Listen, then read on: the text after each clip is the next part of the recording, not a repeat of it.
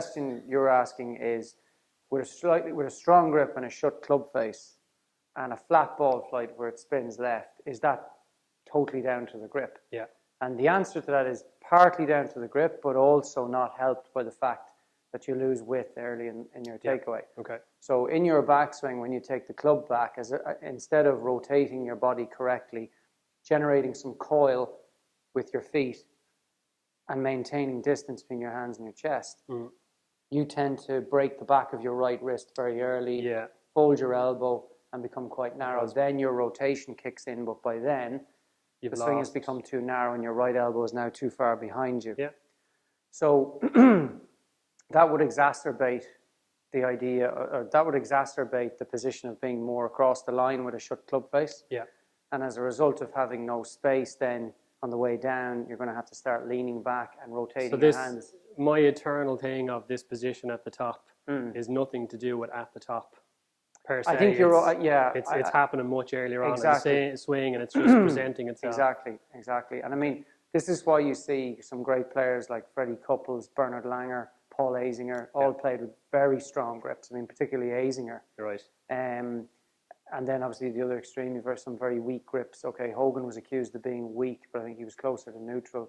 Lathabal is a little bit more towards being what we would term weak. Yeah. But I think the best grip is the one that blends in with the way that you swing the golf club, as John Jacobs used to say. The grip and the swing work together. Yeah. So I think that there are certain. I'm not saying that it wouldn't eventually become something that we try to do. Yeah, but it's not right at the moment. But I don't think it's necessarily where we should start. Okay. I would like to see a little bit more width in your swing, a little bit more time coming down, a little bit more space for your body to rotate, and even see if you could use that grip and hold the face off a little bit. Yeah. And say, okay, well, let's make some progress in that area first, and then maybe look at the grip. And the reason being is a grip is such a sensitive thing for somebody. Yeah. I mean, no coach likes to go in there and do it, but sometimes you have to. Okay. So I would always say, look, process of elimination. Can we get this swing and this grip to work by improving a different area? Yeah. Can we get you squaring up the club face and creating a slightly higher ball flight by maintaining that same grip? Without fiddling with the... And going more and looking at more towards, the width as opposed to for the solution as opposed to the grip. Being across the line and shut, again, lots of great players. Shane Lowry, a little bit across the line, plays with it. Yeah. So we can go on and on and on. Yeah. And I think that's always worth bearing in mind. And I see too many amateur golfers trying to create a better picture, trying to create a nicer looking golf swing. Yeah, but it has no real effect. It has no real effect on sometimes it can, but I think more often than not, you can maintain your own individual look. Yeah. And see and get improvement by addressing other areas than making major swing changes or over focusing on positions. And just one or two of the questions, like if I jump in there for a sec, in relation to things like how much shoulder turn and how much hip turn, so if I'm addressing the ball, how much of this am I looking to get into it? Like if I swing kind of normally, that's pretty much that would feel like my normal swing, which means my shoulders are over here, my hips are over here. Good exercise. If you put the club across your shoulders for a second and just go to the back of the mat and give me a bit of space. You can walk in a little bit more. Okay, so if you lean over and bend your knees just like you would over a golf ball, feel nice and strong in your posture. I'm going to put this club down, protruding from your right heel. And all I want you to do is to get the two lines to match up. So just rotate to the right. Perfect. Now, I want ideally the lines on top of each other. Okay. I don't mind you being slightly inside it. Yeah. But I certainly don't want you outside it. Okay, so that's lateral movement. That would suggest that there's too much lateral movement. So that's a sway more than a turn, yeah? Yeah. Good. So the lines are in line with each other now. Yeah. Perfect. So that's the type of rotation I need to be feeling both in the hip and in the shoulders. And to regulate, there's two things that'll help to regulate that as well. One is the position of your feet. So if your feet are turned out too much, Okay. Or, well, in most people's case, their feet aren't turned out enough. They're quite So straight. you've got like almost Exactly. parallel lines. That will restrict the rotation in your hips. Okay. It's better for your joints if your feet are turned out slightly. Okay. That's one thing that may regulate how much your hips rotate. And the other then is the amount of coil you create. So when you're positioned correctly over the ball and you're in a strong posture, you should feel heavier over the ball. You should feel like there's weight going down into your feet. Through the balls of your feet Exactly. kind of thing. Yeah. So by connecting with the ground better, as you begin to rotate, you're going to feel some coil. You're going to feel under your right foot some pressure as your lower body and particularly your feet resist the turning. I don't like to use the word resist because you're creating a coil. Yes. Resistance can be done in a number of different ways. You could turn your right foot in. You could force your right knee not to bend. Okay. You could do lots of things to resist, but resistance isn't good for your body. Yes.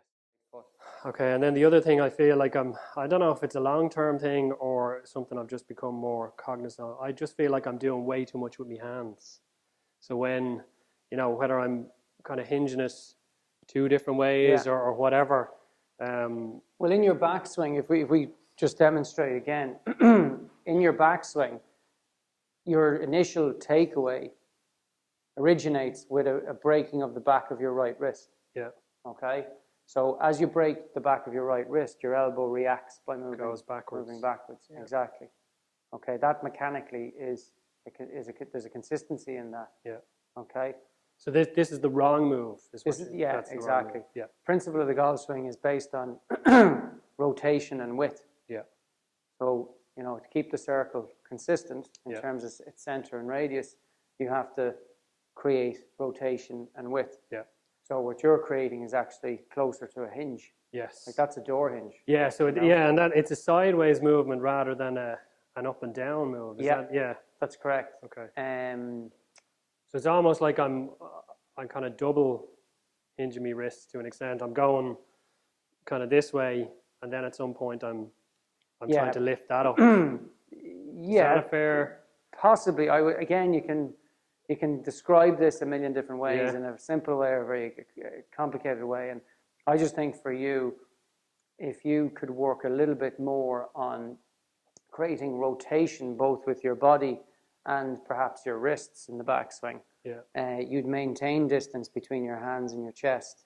Yeah. I'd worry less about what's happening here. No, absolutely. Okay, it's not, I wouldn't ignore it. Yeah. But, anybody. But it's not the initial problem. Isn't that's a result of what's happening somewhere else. Correct. And is that difficult to do from a slightly stronger position on the club? Yeah, of course it is, because if you rotate, you're obviously going to open up the club face quite a bit. Yeah. So, as I said to you, your grip is a little bit on the strong side, but I don't think it's a problematic feature. I think if we were to improve the initial takeaway, because that's where you lose the width straight away. I think if we just improve the first couple of feet of the takeaway, that would extend into the rest of your swing, and you feel like you had a little bit more space and time. Ideally, are we looking for that to be kind of more? No, that's fine. Yeah. That's fine. Okay. Yeah, that's absolutely fine. Okay, but it goes back to that. This rolling of the wrists at almost taking the club away with the hands rather than. Well, just go up to the top of the backswing slowly without turning your chest. So just take it up here. Yeah. See how everything collapses? Yeah. It has to. Yeah, that's the only way you can get the club into that position. Like. Now make it back. Now turn to halfway without using your hands at all. Good. Yeah.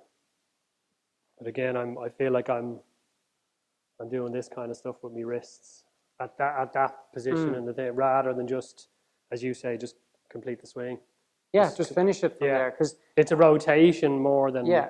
What I'm saying to you is most of the width is lost in the first half of your takeaway. And then you're chasing it all the way back, Yeah.